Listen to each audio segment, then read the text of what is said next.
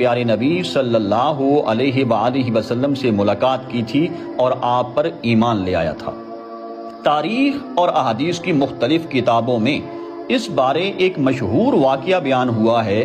حضرت انس بن مالک رضی اللہ تعالی عنہ اور حضرت عمر بن خطاب رضی اللہ تعالیٰ عنہ سے روایت ہے کہ ایک دن ہم نبی کریم صلی اللہ علیہ وآلہ وسلم کے ہمراہ مکہ کے جنگلات کی طرف نکلے۔